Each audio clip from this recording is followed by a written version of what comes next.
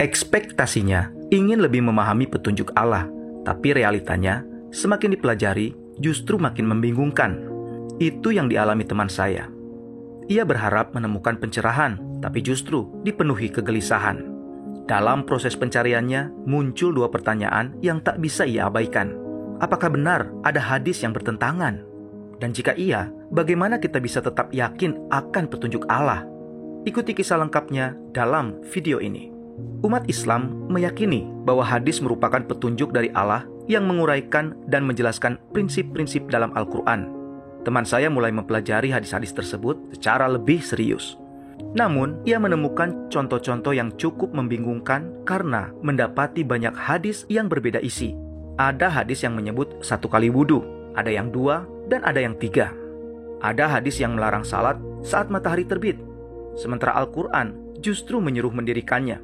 Bahkan, ia menemukan hadis yang tampak merendahkan orang berkulit hitam atau memperlakukan wanita secara tidak adil.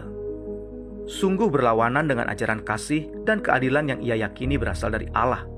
Apakah mungkin ada hadis yang isinya justru tampak berbeda dari Al-Quran sendiri? Sebagian ulama menjelaskan, hal ini terjadi karena perbedaan jalur periwayatan.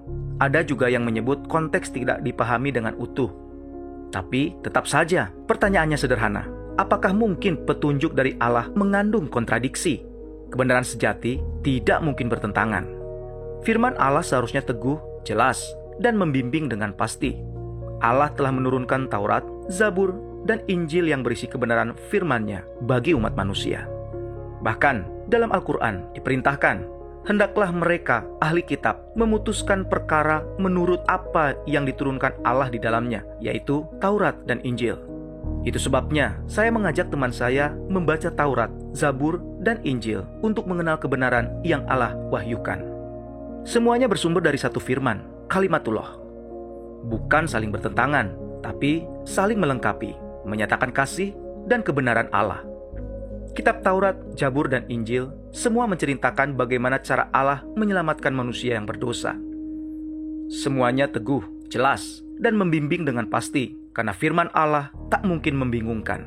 Dan firman itu bukan hanya tertulis, firman itu telah menjadi manusia.